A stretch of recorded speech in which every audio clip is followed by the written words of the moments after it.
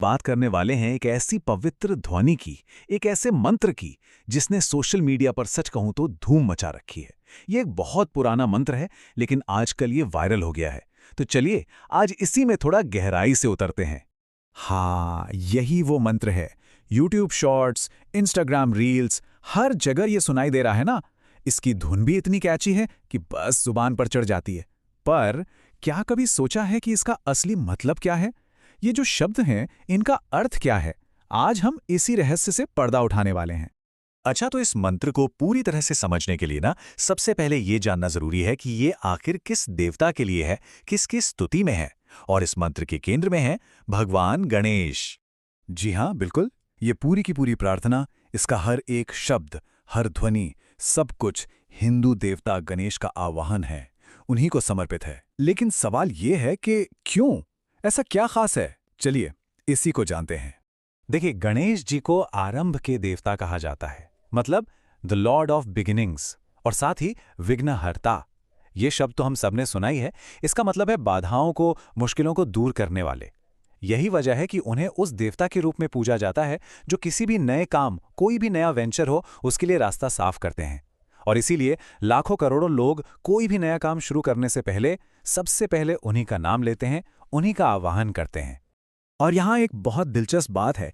इस मंत्र में ना सिर्फ गणेश नहीं कहा गया है, इसमें उनके कई अलग अलग बहुत खास नामों और रूपों का जिक्र है, और हर नाम का अपना एक बिल्कुल अलग, एक गहरा मतलब है। जैसे मंत्र में एक नाम आता है सिद्धि विनायक। इसका मतलब क्या है? इसका मतलब है सफलता और सिद्धि प्रदान करने वाले।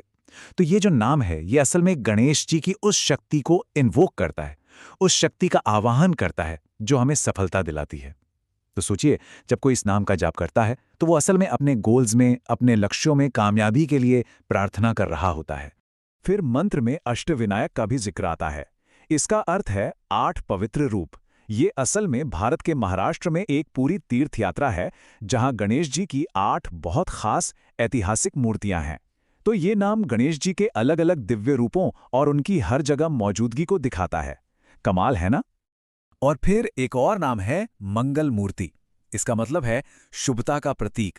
मतलब वो हर उस चीज का साक्षात रूप है जो पवित्र है, जो शुभ है, जो अच्छा है।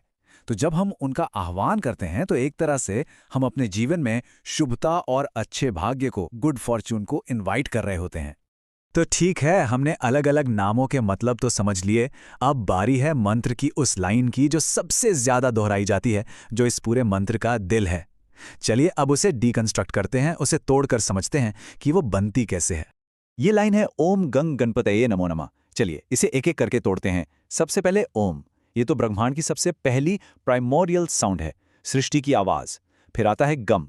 ये गणेश जी का बीज मंत्र है, जो उनके एसेंस को, उनके सार को रिप्रेजेंट करता है। इसके बाद है गणपतये। ये गणेश जी का ही एक नाम है, जिसका मतलब है लोगों के स्वामी। और आखिर में नमो नमः, जिसका सीधा सा अर्थ है मैं आपको नमन करता हूं। ये श्रद्धा और समर्पण दिखाने का एक तरीका है। तो जब हम इन सारे हिस्सों को एक साथ जोड़ते हैं तो देखिए कितना शक्तिशाली प्रणाम बनता है। मैं लोगों के स्वामी को नमन करता हूं, जिनका सार ही सृष्टि की ध्वनि है ना? जबरदस्त। ये दिखाता है कि कैसे कुछ आसान से दिखने वाले शब्द मिलकर इतना गहरा, इतना स्पिरिचुअल मतलब बना सकते हैं। तो अब आते हैं सबसे बड़े सवाल पर।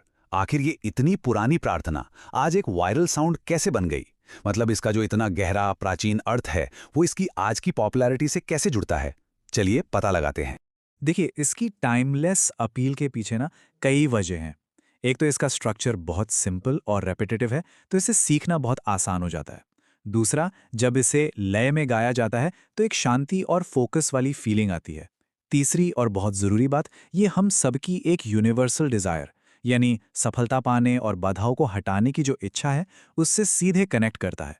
और हाँ, आखिर में इसका जो छोटा लूपिंग नेचर है, वो आज के शॉर्ट फॉर्म मीडिया, मतलब रील्स और शॉर्ट्स के लिए एकदम परफेक्ट है। इसी वजह से ये इतनी तेजी से वायरल हो गया। और ये सब कुछ हमें एक बहुत ही दिलचस्प सवाल पर लाके खड़ा कर देता है। आज का दौर, जहाँ कंटेंट की कोई कमी नहीं है, एंडलेस कंटेंट है, इस दौर में एक प्राचीन प्रार्थना का इस तरह वायरल हो जाना, ये हमारी कलेक्टिव सर्च फॉर मीनिंग, यानी अर्थ के लिए हमारी सामूहिक खोज के बारे में क्या बताता है?